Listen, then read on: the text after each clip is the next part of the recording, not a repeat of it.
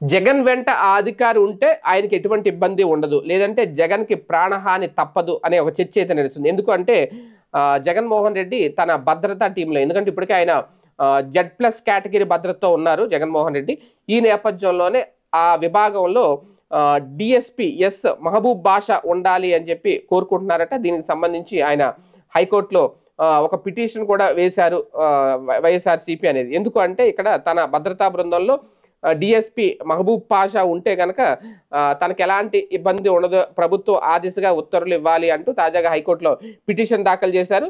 దీన్ని అత్యవసర house motion పిటిషన్‌గా విచారణ కూడా చేపట్టారు. కాకపోతే ఆ పిటిషన్‌లో పేర్కొన్నట్టు జగన్ తరపు న్యాయవాదులు ఆయన వాదిస్తూ జగన్‌కి ప్రాణహాని ఉంది, జెడ్+ భద్రత కూడా ఉంది కాబట్టి ఆయన విదేశానికి వెళుతున్న నేపథ్యంలో ప్రోటోకాల్ మేరకు సెక్యూరిటీని రాష్ట్రమే కల్పించాలి అని కూడా కోర్టుకు చెప్పారట. జగన్‌కి గతంలో ఉన్న భద్రత ఏదైతే ఉందో ఆ భద్రతా బృందంలో మహబూబ్ బాషా అని ఉన్నారు.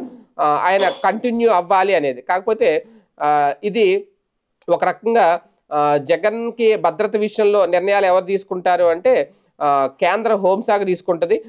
రాష్ట్రానికి సంబంధం ఏమి ఉండదు. లేదంటే విదేశీ వ్యవహారాల శాఖ కూడా తుది నిర్ణయం తీసుకుంటది అనేది కోర్టులో వాద ప్రతివాదనలు అయితే జరిగాయి అనేది. కాకపోతే ఈ కేసుని 17వ తేదీకి వాయిదా వేశారట. అప్పుడు ఏం జరుగుద్ది అనేది ఏదైనా సరే మహబూబ్ బాషా ఉంటే గనక డీఎస్పీగా తన భద్రతలో ఉంటే ఆయన వెంట ఉంటే ఆయనకి ఎటువంటి ప్రాణహాని ఉండదు అనేది బలంగా నమ్ముతున్నారు.